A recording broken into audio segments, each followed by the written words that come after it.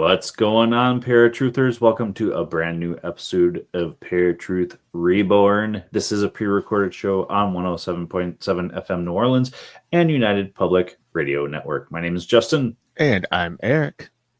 And tonight, prepare to be disturbed as we uncover chilling accounts of demonic possession from around the world. From exorcisms gone wrong to unsettling rituals that just will drive you crazy. This journey will reveal the dark side of humanity's belief in the supernatural.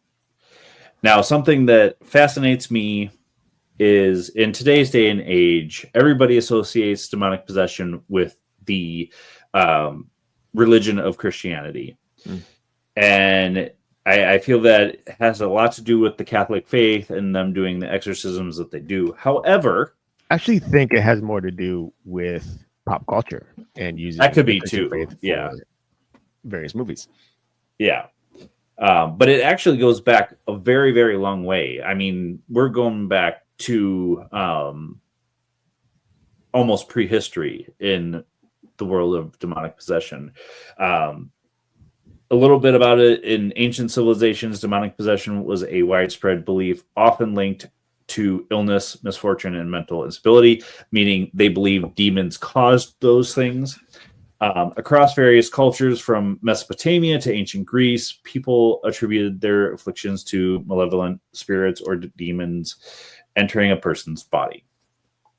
This belief led to the development of exorcism rituals and practices aimed at expelling these entities. Now, in ancient Mesopotamia, it was believed that demons cause a wide range of ailments, both physical and psychological.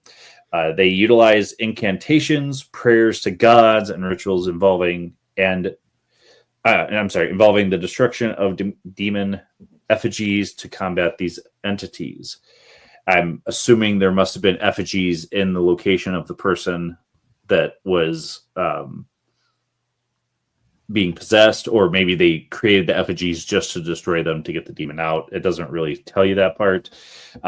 Priests and healers, known as Ashipu, were responsible for identifying and expelling demons, often drawing on knowledge from various fields like medicine and philosophy.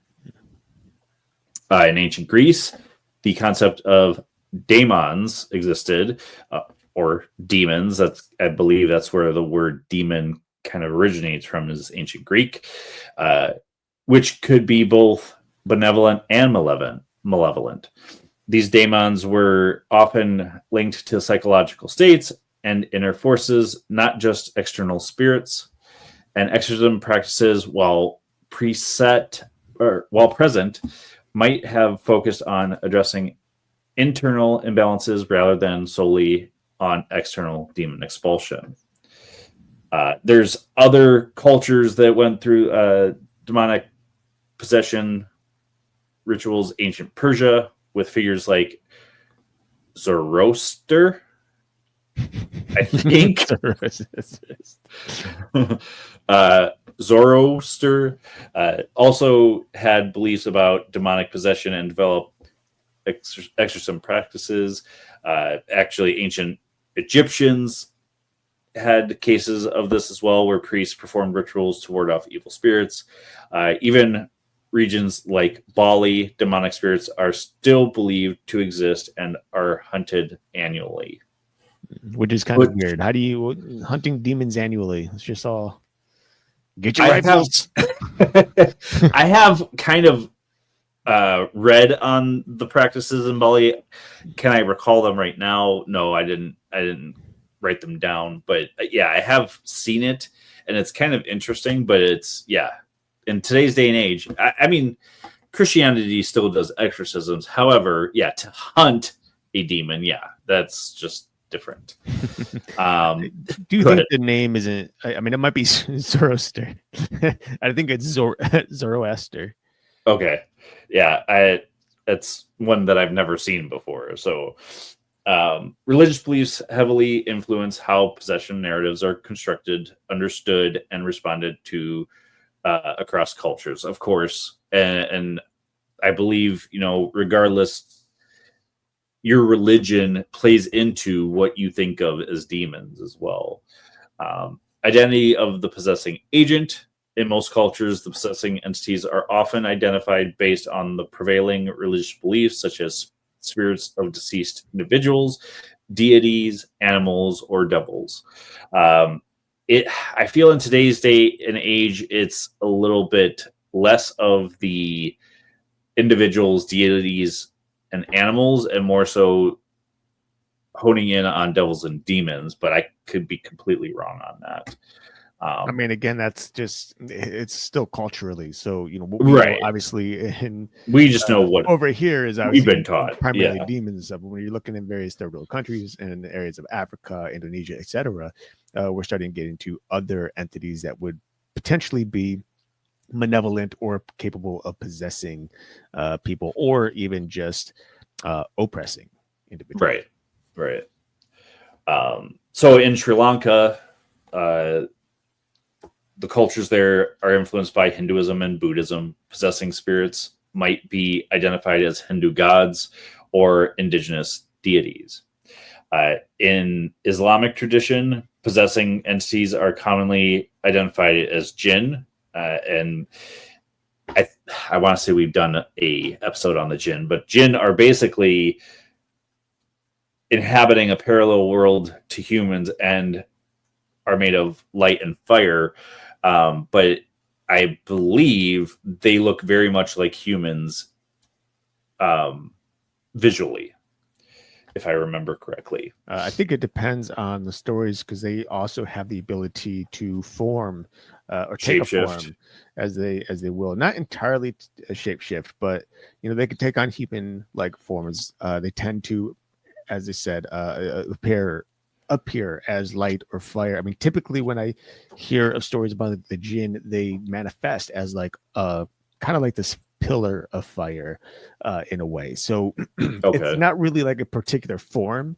It's just this almost fire and smoke like entity that kind of appears. Doesn't necessarily burn or anything like that.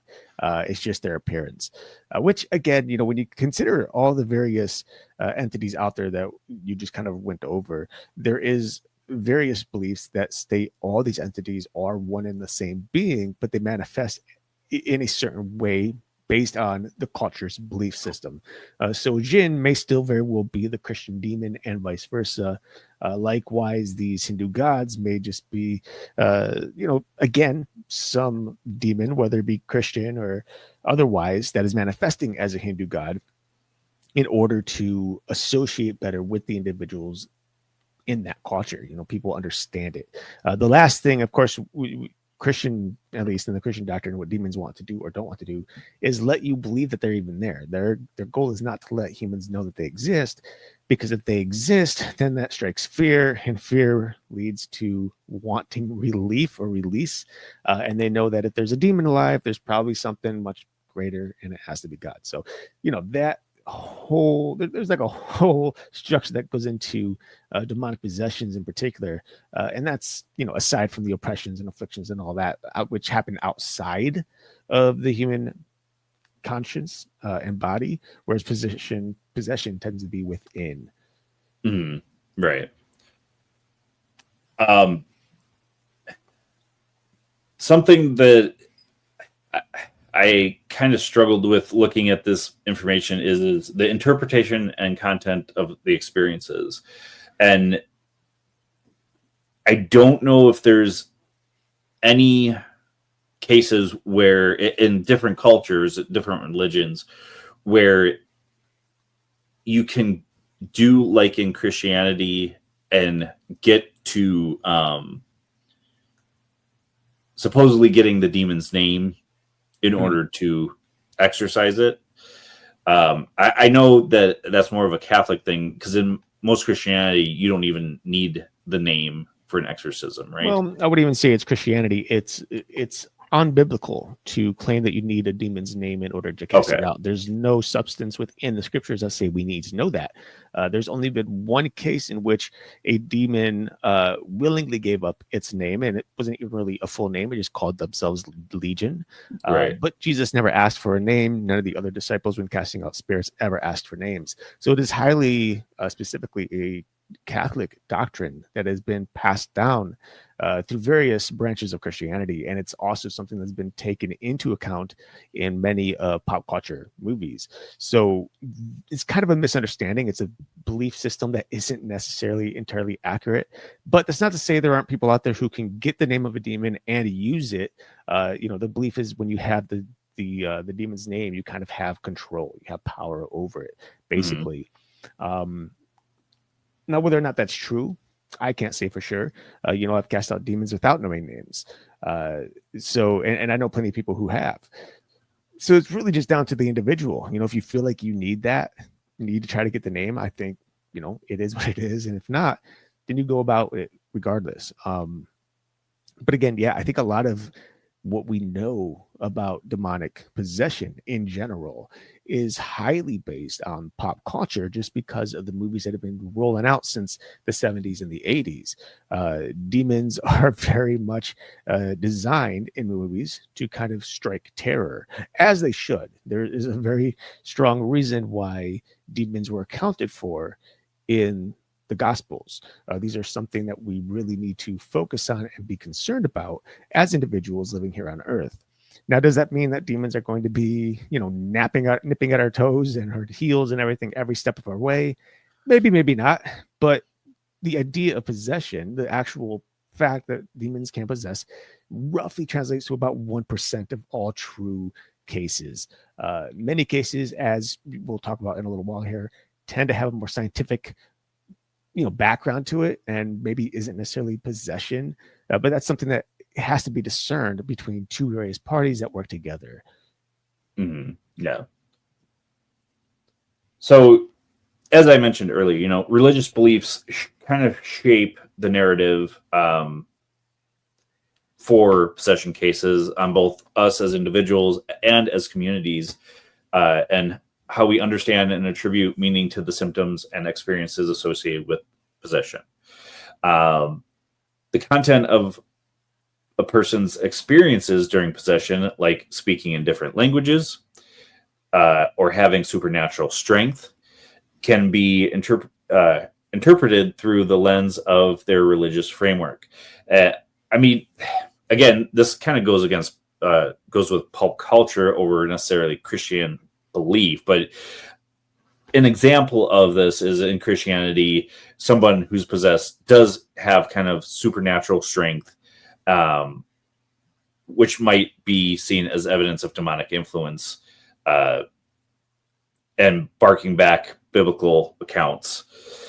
Oh, in that, it really depends on the level of possession. In particular. Yeah. I've talked to foreign missionaries who overseas had encountered various demonic possessions, and I have been told the stories in which they're praying over an individual, and this individual is laying on their mat in this little hut, tent, whatever, straight as a board, just arms to their side, legs straight out, laying on their back, and all of a sudden, without moving a single limb, they just swing up, kind of like you would see Dracula rising up from his coffin. Right. They said it's absolutely incredible and kind of crazy to witness, because there's no reasonable explanation for it, no scientific explanation for it. It can't be done by the human body, which would suggest some sort of spiritual force then being able to manipulate the person's body. And when it comes to speaking different languages, you really have to consider, and this is where you maybe have a educator there to understand better or know the person's background in language, especially because if someone's speaking a language that they don't know, that they've never in their life have studied, it's really interesting, right? Like that's odd. Most of us, like, I can't speak Italian, I can't speak Spanish, I can't speak anything but English. You can barely speak English most of the that's time. 100%. So, if I'm suddenly out of nowhere speaking in another language, or even more so speaking in tongues, which is a very different thing. This is speaking in tongues is basically a spiritual language, a language of the angels. Basically, it can't really be interpreted by humans. But with that said, regardless, if somebody does not have the education and yet they're capable of speaking it fluently, whatever it is, then that's an indication that maybe there's something more happening that is beyond a scientific explanation. Now, yes, science can still kind of break it down and say, well, this is something that was kind of locked away in their mind from watching some movie or whatever, and it released in this moment where their mind is kind of like free, I guess. But again, that's where you have multiple individuals. It shouldn't be like when you're doing an exorcism, you typically want someone who is obviously an exorcist, a practitioner who can be there and do the exorcism, but you also want someone who's medically advanced, who can understand the symptoms that they're going through, be aware of what's happening. Because mind you, we've talked about this in past episodes in which demonic possessions end up in the death or result in the death of the individual because of the crazy amount of ways that some of these exorcists try to cast out demons, making them drink various liquids that are poisonous, or burying their head into water and they drown, stuff like that. So having somebody on standby, a medical practitioner who can keep an eye, check pulse rates, make sure everything seems well with the human body, is important when actually doing a exorcism in itself. And it doesn't, of course, it certainly helps, at least. It doesn't hurt to have someone who has a scientific mind there as well. They may not believe in the whole thing, but having someone there who can at least do the initial study case and see, hey, maybe this person just has schizophrenia, maybe this, maybe that, and you work. It's why you don't typically go in and just do an exorcism the day you learn of that someone is supposedly possessed. You have to do this background work. Right. Well, I mean, and it's not just clergy that do that. There have been mothers that have done that to their kids, make them drink bleach because they think they're possessed. And it's rather disgusting. I mean, even more so from a religious person who should know better. However, there are those that think that they're doing the right thing in doing that. I mean, I shouldn't say that because mothers should know better too, but so help-seeking behaviors and rituals. Religion influences the types of help people seek and the rituals they engage in to address perceived possession. In many cultures, individuals might first consult religious healers, undergo exorcism ceremonies, or engage in practices specific to their religious traditions before seeking other forms of help, such as psychiatric services. However, like Eric said, I feel that should be a working hand-in-hand situation, not just going one over the other before you go to the next one. I feel you should have a psychiatric evaluation before you even consider demonic possession. Right. And this is something that, you have to tread lightly and very carefully. Oh, yeah. Because again, it does depend entirely on the individual's belief systems. If they don't believe in medicine and they believe they can only be healed through faith and prayer, well, then that's most likely what they're going to do. They're not going to go seek medical attention. There are plenty of people who have risked various diseases, cancers, and just refuse to get medical treatment because they believe if their faith is strong enough, they'll be healed. In rare cases, it's true and they're healed. And in others, they're not, and they die. Now, that's not to say that God isn't faithful. It's just part of the plan of what happened. But I think it's important. Like, I know plenty of individuals, Christians in particular, who don't believe in medicine. I believe God created individuals to create medicine and help people fight illness and get better. And, God doesn't want us all dying because, we're neglecting our health. That's actually, he speaks against it throughout scripture, that we should be taking care of our bodies.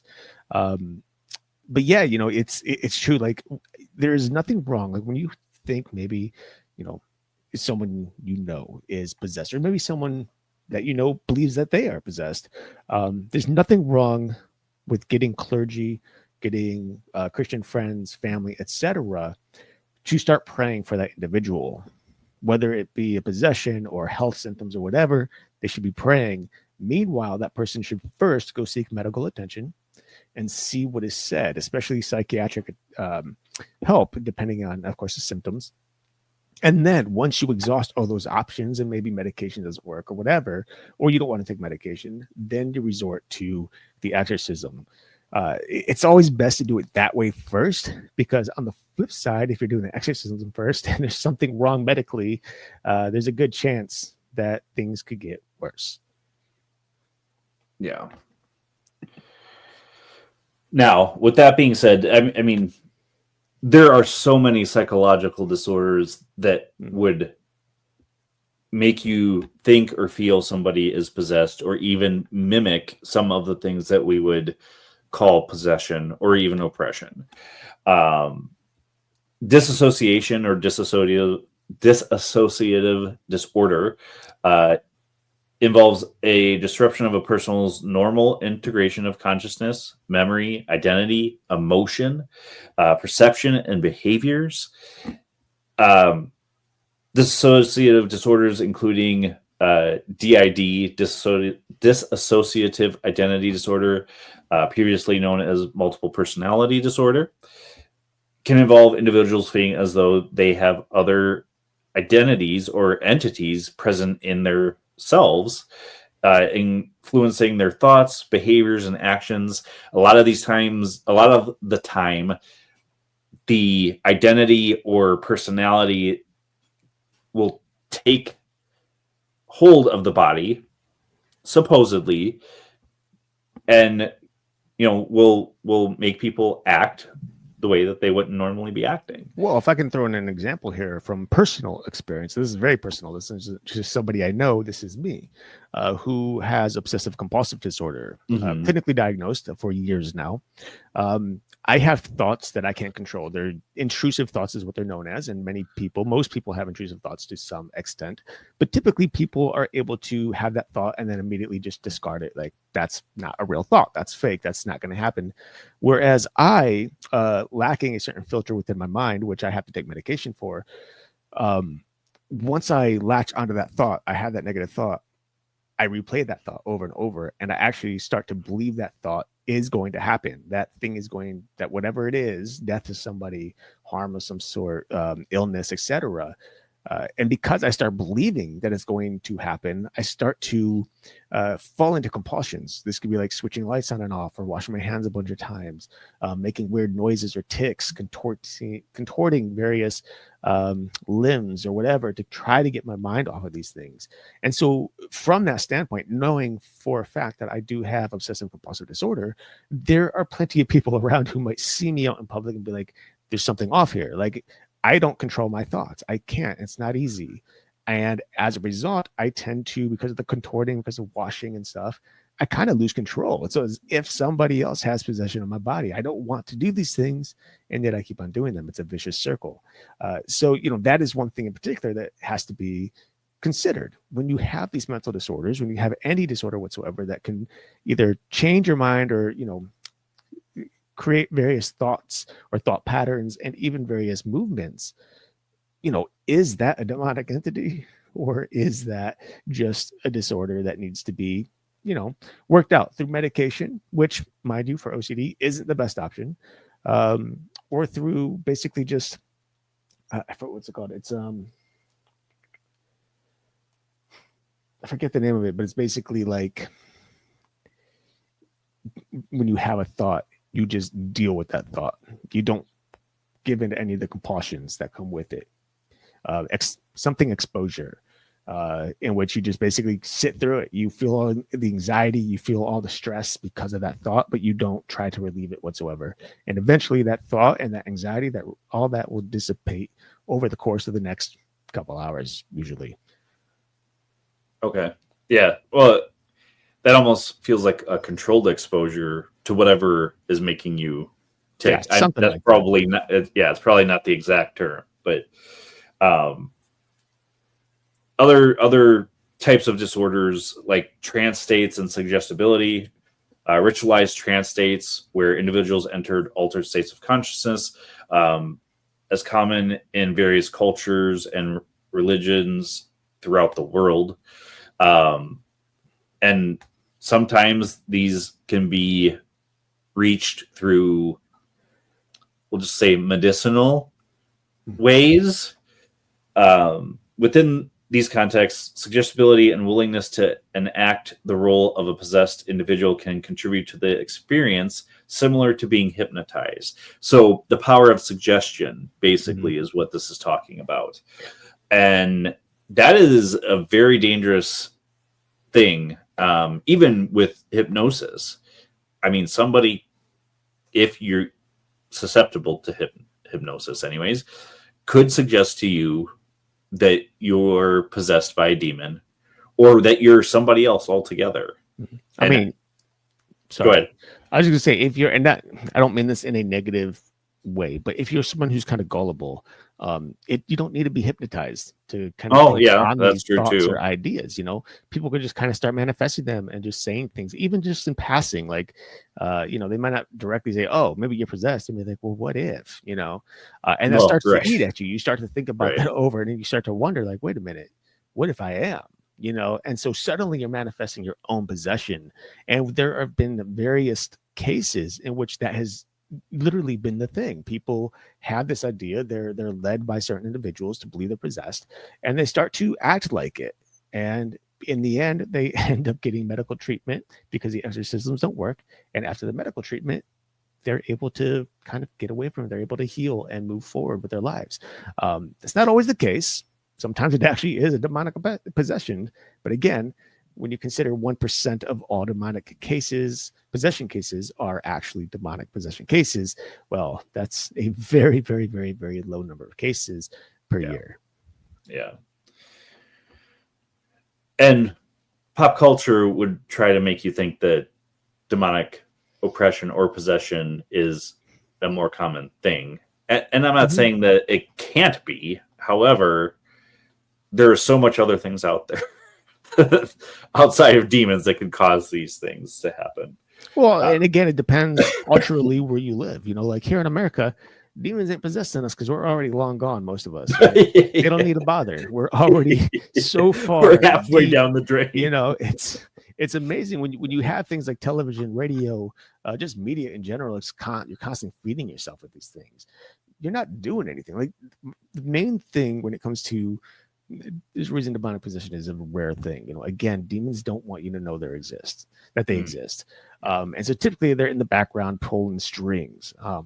There is a great book called The Screw Tape Letters. Fantastic story by C.S. Lewis.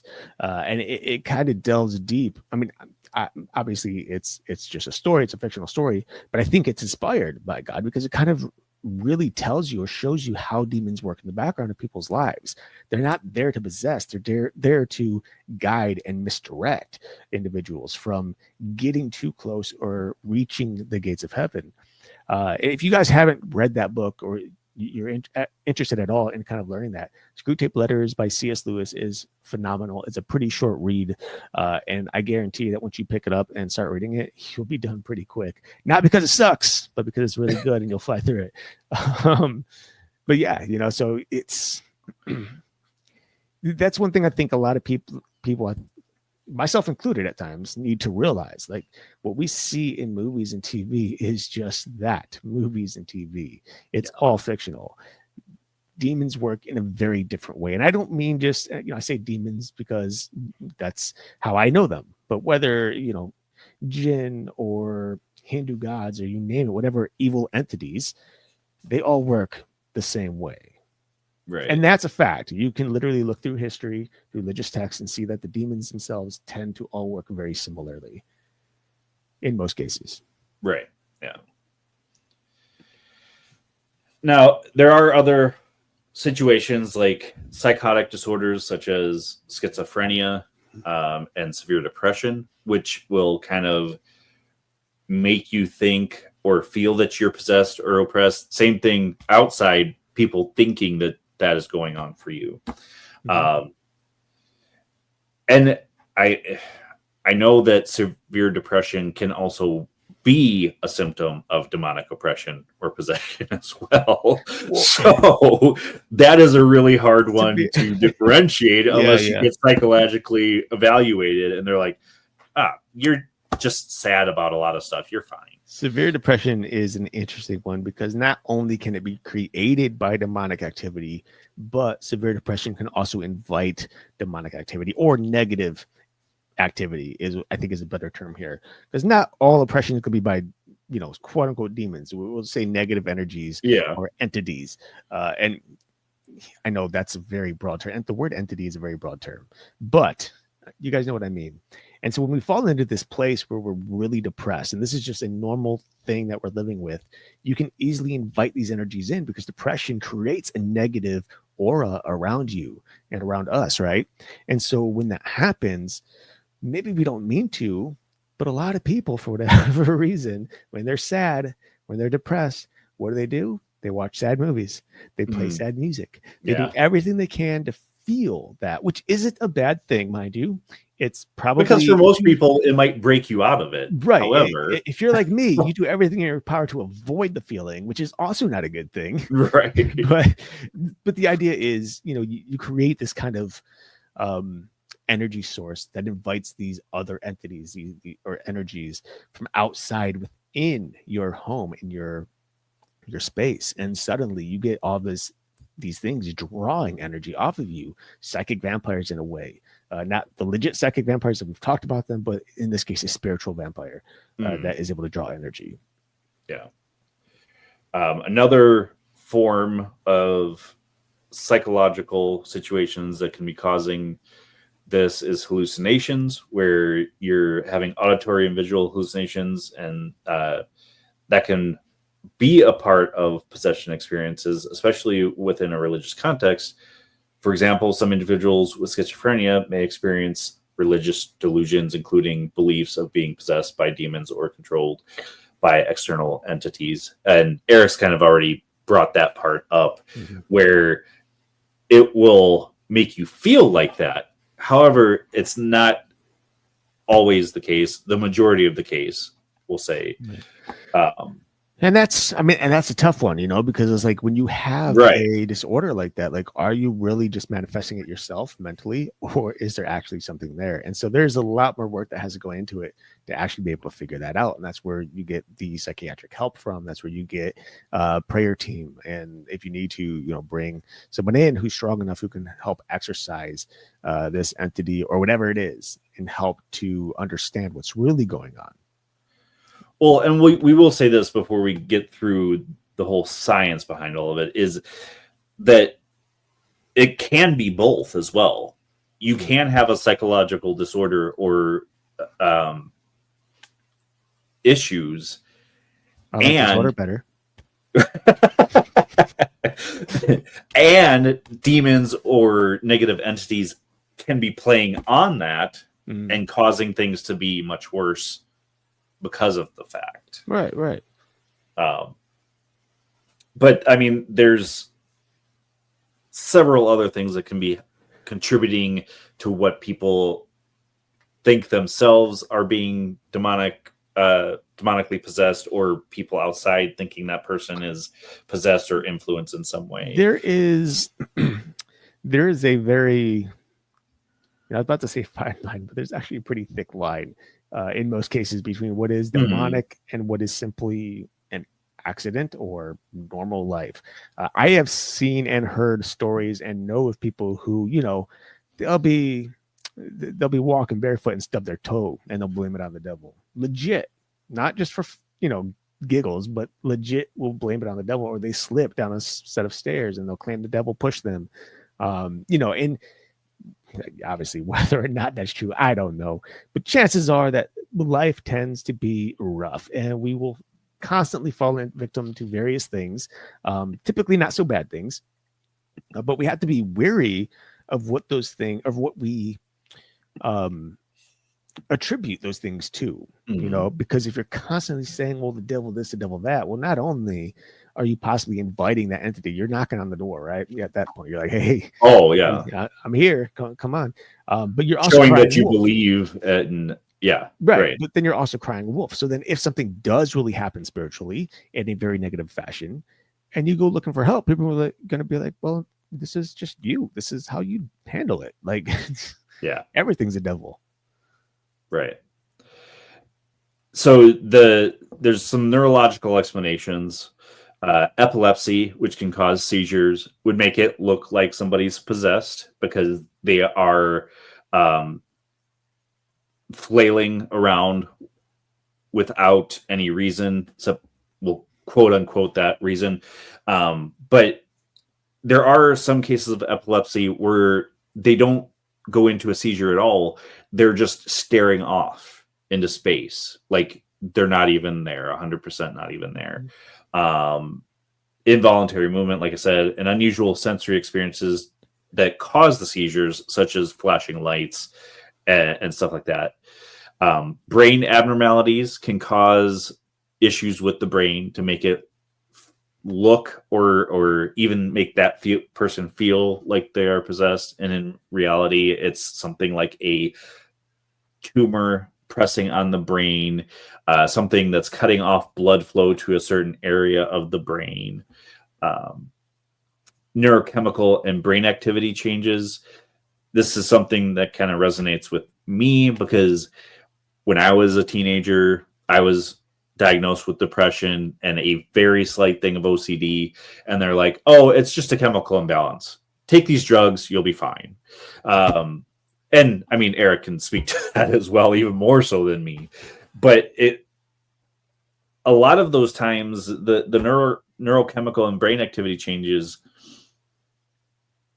taking the medication can almost make you feel like you're possessed or make somebody think that you're possessed because you're not acting in the way that you did before. Well, beyond that, another example, also from personal experience. So several months ago, I had started a new medication for myself. Now, mind you, there's no actual medication that basically works against OCD. Nothing that actually helps with that. So instead, they put you on antidepressants primarily, or anti-anxieties medications. So they put me on technically an anti-anxiety. It was a pretty low dose, something I've had before, had no effect. So they bumped it by double.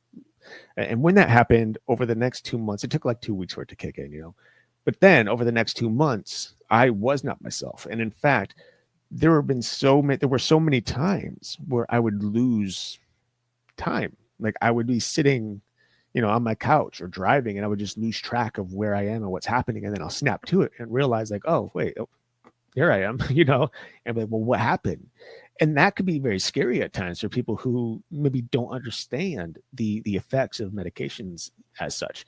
When you start to have time slips and you start to not remember things that you just did 2 minutes ago, if you're having conversations, like I would have conversations, and in the middle of speaking, I would forget. My entire thought process would just wipe out, and I would go silent. And it was weird, right? People were like, well, what? You okay? I'm like, sorry, I don't remember what I was saying. And that happened for 2 months. And that's very scary. And many people can attribute that to believing there's something taking over, something that's wiping your mind clean, something that's hiding or pulling you back and, hiding you from time. And you get these missed things. I mean, that's common in demonic possession, by the way, is this idea of missing time. Mm-hmm. The same thing with, alien abductions, which going back to Unholy Communion and the discussions we've had, maybe they're one and the same. I don't know. But it's definitely possible with these medications to misinterpret what's truly happening within the brain, and instead account it for something spiritual when in reality it's not. Right.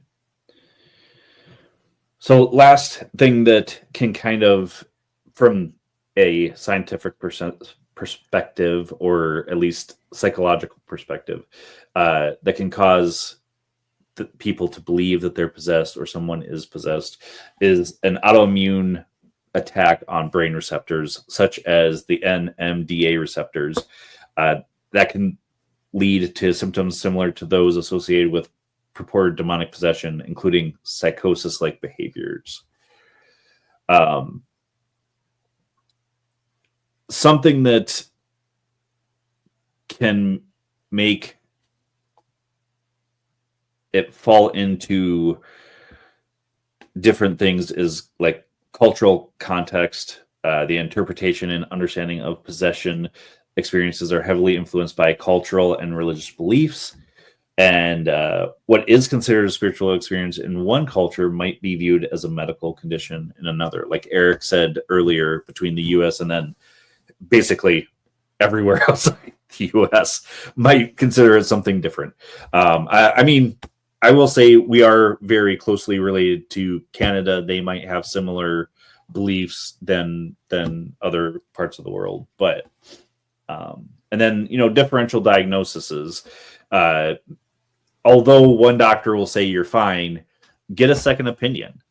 There will be somebody that will see something that the other person didn't. Mm-hmm. And then even get a third opinion, because what did they say? If it's at least 3, it's not a coincidence anymore. Something like that. Yeah. So definitely make sure you're getting checked out by a doctor. And like Eric said, there's no reason why you can't be checked out by a doctor and consult a clergy, a religious leader, whatever.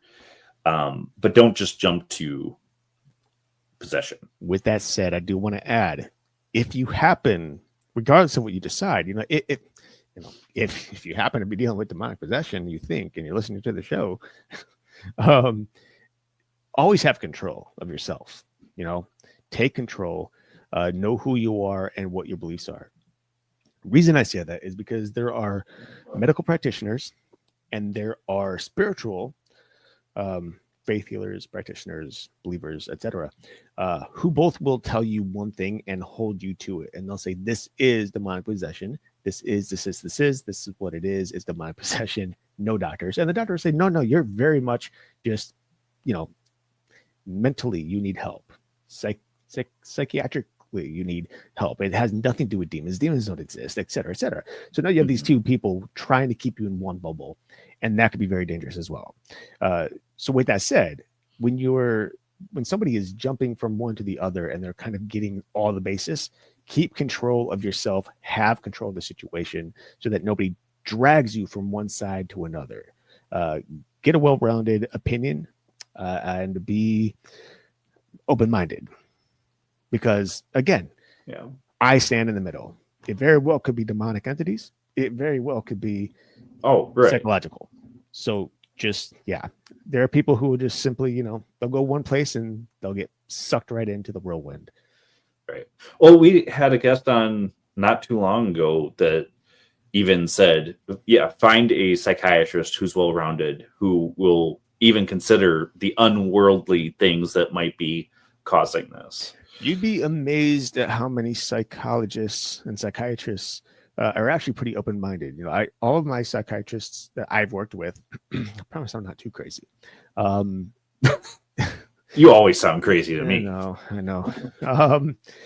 They've never been religious, but they've always held an open mind to my personal beliefs, and so even when talking, they'll always want to say, well, what if it's this instead of, something spiritual? Mm-hmm. And I'll be like, that's possible, right? But then on the flip side, I might say, oh, well, it's, something psychological. And they'll be like, eventually after they got to know me, well, what if it's this? And it's actually a spiritual thing. They may not believe it, but they're typically open to helping you, the individual. And that's what's most important. Someone who has to be willing to understand your belief system and what you're going through, not trying to just simply change a belief system. Right. Unless the belief system is very unhealthy. Let's add that. There are a lot of very unhealthy belief systems out there. So, and you can put this just in your own opinion. What role does possession narratives play on mental illness, trauma, and stress? Whether it's causing us to believe that we are or that it actually is happening?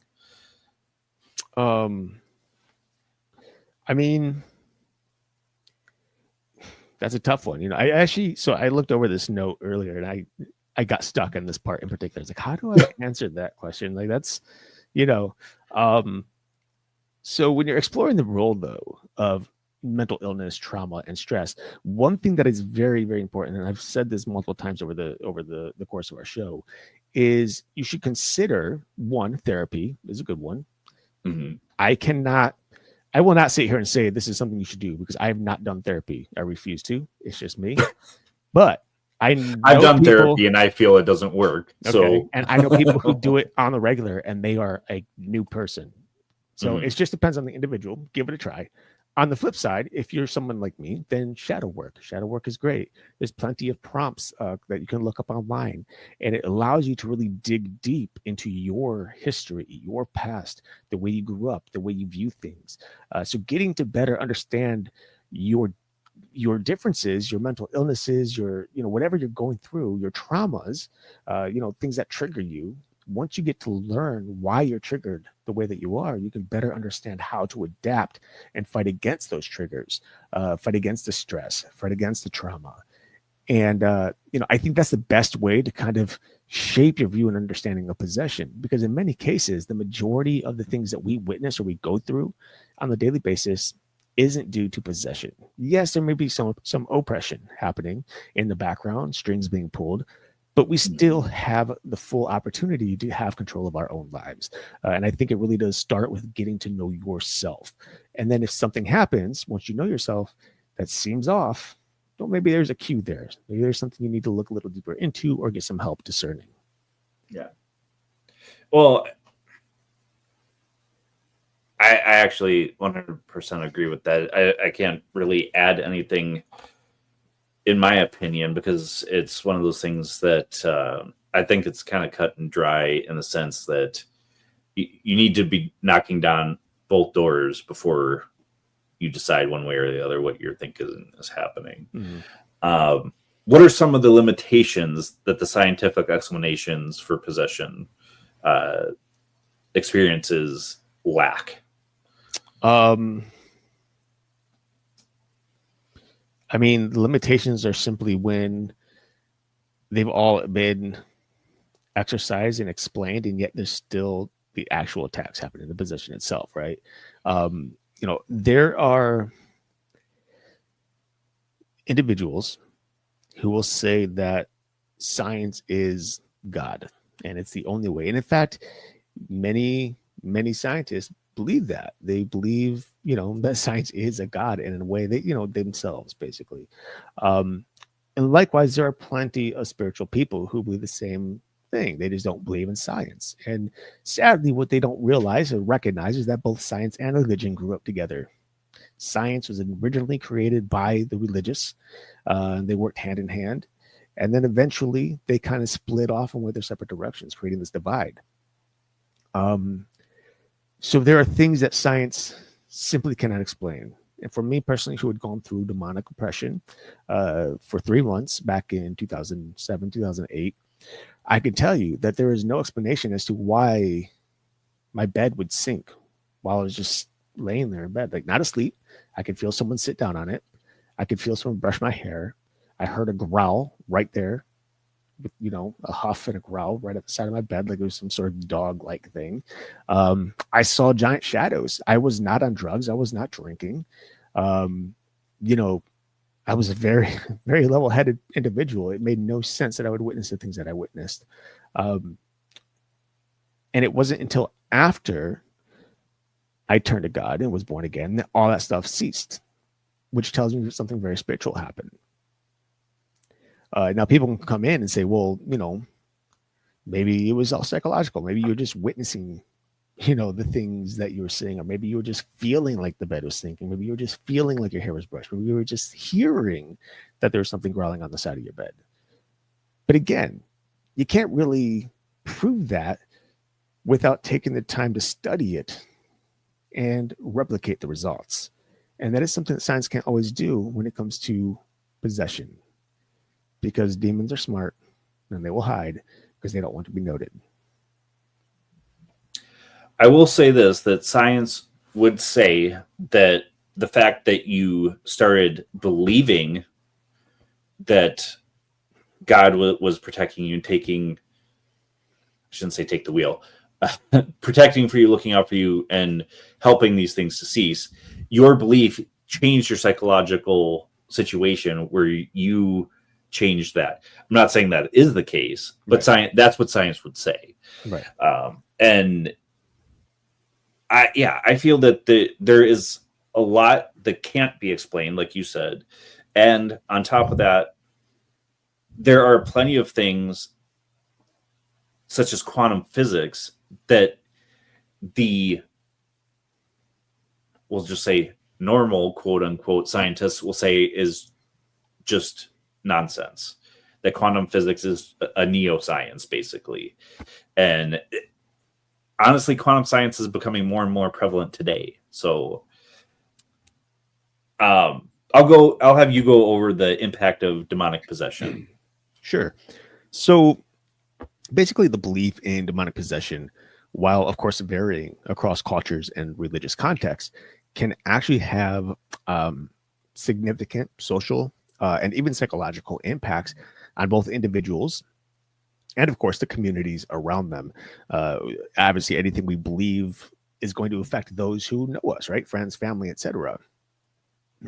So there are some things to consider when it comes to psychological impacts, of course. The first is that symptoms may be mimicking mental illness.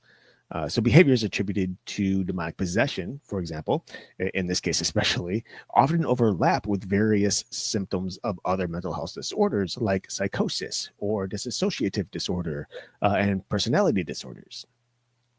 Another one is a misdiagnosis and delayed treatment.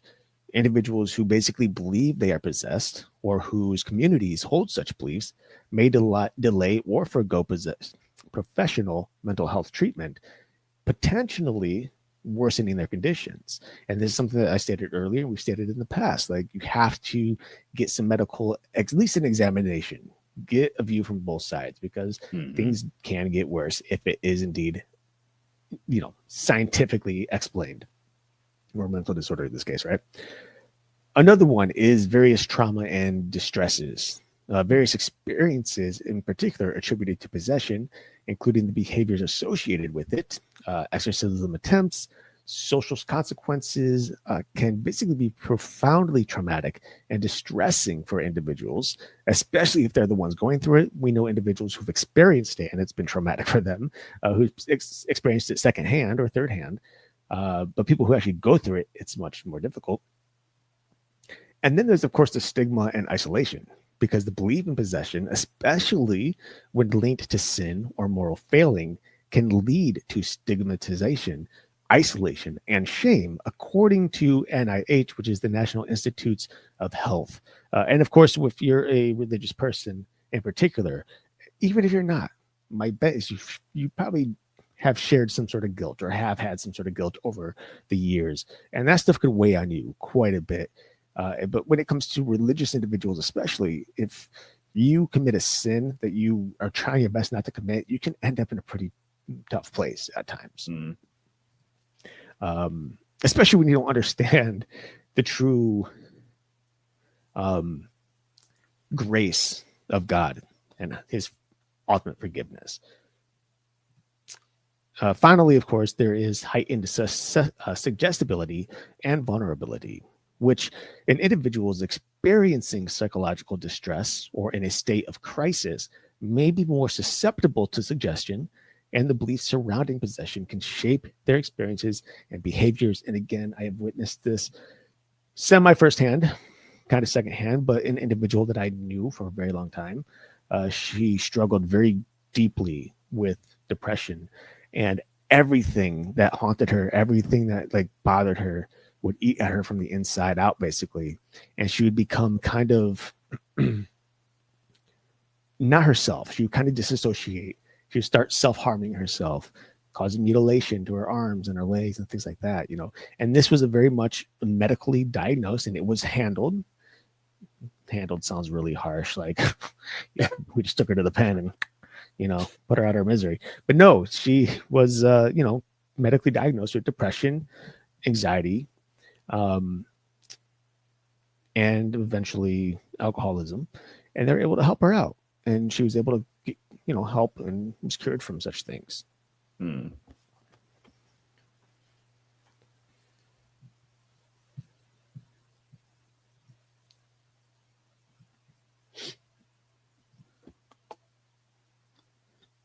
So, sorry for the long pause.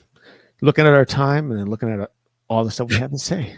Lots. Well, I was going to say we've kind of discussed a lot of this stuff already, so we can absolutely go to, what the future of demonic possession for sure kind of looks like. They're all riding hoverboards and driving cars to go to the future. Dude, demons are just running all over the place. It's been an ongoing debate for years about demonic possession. Is it real, even type of situation? And the nature of demonic possession.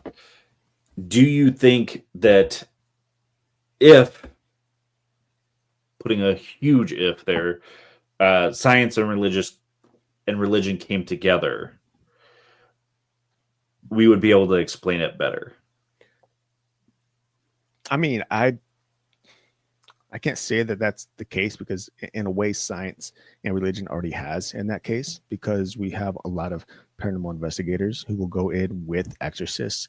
They will do a preliminary investigation and also maybe do recordings and camera work while the exorcism is taking place. And there are, things that align when it comes to the spiritual aspect of possession.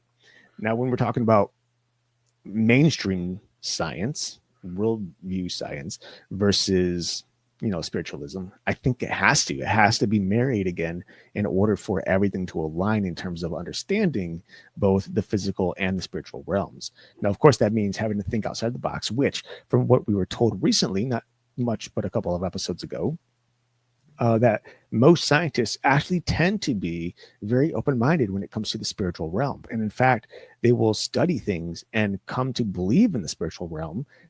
Maybe they don't believe in God. Maybe they don't necessarily believe in whatever various religions, but they start to believe in a spiritual realm because there are things that just keep pointing to something that doesn't quite add up, and this is basically something that has to do with creation. The fact that there's more to humanity, more to life than just the physical elements of it. So I think that is very important. And I do think that if they were to come back together at some point, and in some cases, maybe they do, you would not only be able to better understand the existence and the nature of demonic possession, but I think it would become very problematic for the entities themselves who tend to possess or oppress, because now not only are they acknowledged, but now they're being studied, which means they can't hide as much. Right. Yeah, I agree with that 100%. Something that is, I'm going to skip over the next dot because it's kind of all ties together here. Something that I've actually struggled with as far as trying to figure out if certain entities are coming around because of, we are in a technological society now. Information can be looked up, whether it's true or false, and people buy into it. Has that helped in creating more fear in both demonic possession and causing people that have mental disability or mental disorders to believe that they're possessed? Do you think that has had a huge effect on it, or is it? We can easily go back to so many times we've talked about the Slender Man, right? Massive hysteria. Technology has the ability to share stories in a very widespread atmosphere, right? So this is not just a couple people learning about it. It is millions of people learning about these various things, whether it be an entity, whether it be how to, like, what a possession is, or how demons possess, or how to exercise it, whatever. There is generally a fear factor because people, let's just consider any medical condition, right? Let's say, I don't know, your lower back is hurting in a specific spot, and you look it up online. Why is my lower back hurting? And there's a list of things like, oh, it could be, I have cancer. It could be Disney. Disney. It could be Disney. It's probably Disney. That's why your lower back's hurting. Yes, it could be cancer. I don't know how many times I've been watching Disney. I'm like, oh, my back. But in those cases, like, you're looking up online, and of course, it's everything from oh, here's the most likely cause, but then here's the worst, and then at the bottom says you're dead. By the time you finish reading this, sorry, goodbye. say your goodbyes, right? So, oh, you're actually dead. That's why your back's hurting. Yeah, so it's like, yeah, you just been laying in the coffin wrong this whole time. With that said, like technology, because it's so advanced, because stories can get out information, and more so that much of this information doesn't align with much of the other information out there, right? You can look up a number of different websites and get vastly different results. Yeah. And so you're kind of forced to kind of like create your own opinion ultimately. And that is very problematic, because then you don't really know what the truth is, especially when we're talking about demonic possession. And of course, if you're reading about demonic possession, you start saying, oh, wait, this is just like what I see. Oh, this is just like what I feel. Oh, this is just what I hear. Boom. Suddenly you think you're possessed, and you're in a really crazy kind of state because you think you're being watched at all hours of the night, and think you're going to be dragged out of your bed, because there are movies that like to do that, which typically isn't the case. But, it can happen, I suppose. But yeah, it's dangerous territory, I think. Yeah. Well, yeah, we, like you said, we've talked about it, both Slender Man and any of these different entities, really. But Slender Man is probably the primary, because it was just literally a picture put up on what was it called? Creepypasta. I knew it was pasta. I'm like, it's not spaghetti. What is it? Carbonara, fettuccine pasta. No, what is the name of that? But that's why I bring it up, because yeah, it's one of those things that even if it wasn't an entity when that was created, it is now, because so many people have been so worried about it, right? And the story that it came with that picture. Right. And I know you skipped over this, but I wouldn't actually backtrack, because I kind of do want to mention it a little bit here. But discussing how modern society continues to grapple with the complexities of possession experiences, I do want to say that it's the problem we have in modern times regarding demonic possession is the amount of divide between people and their beliefs. We have people in the far extreme that think everything is demons. We have people in the far extreme that think there's no such thing as spiritual anything. We're just humans. We're here. We live. We die. Right. Mm-hmm. And there's really the modern ground isn't all that common. Online, thankfully, we have like Facebook, and we have this podcast and many other podcasts on this network with us, who have brought together people literally from around the globe, who are able to talk about this stuff and share their experiences. And so there is some connectivity there. But the simple fact is that people tend to be more afraid to share their belief regarding demonic possession, because they're likely going to be ridiculed by somebody. And that's a hard pill to swallow at times, because people, they're very stubborn. They're very opinionated. They want to say you're wrong. Spirits don't exist. Devils don't exist. You're basically an idiot. And likewise, vice versa. There are plenty of people out there who are very much spiritual, and they'll say, oh, you don't think this exists? Well, you're an idiot, right? And so it's just a back and forth. And I think that's the biggest issue with the modern society right now. We just can't fully grasp, and therefore come to the full realization of what's really hiding in the shadows. And I think that's important, because these belief systems have been around nearly as long as humanity has been. And that has, to me, that says something. Yeah, I mean, I can't argue with anything that you just said. So, any final thoughts about demonic possession, or even just feeling like you are? I mean, just, first and foremost, treat everything like a grain of salt. Don't freak out. Don't lose your mind over stuff. Do your research. Ask friends, ask family, ask whoever that you need to, whether it be seeking psychological help or seeking help from a church, or whatever your belief system is. Take the time to get to understand it. Possession, again, is only typically 1% of any and all demonic cases that come up.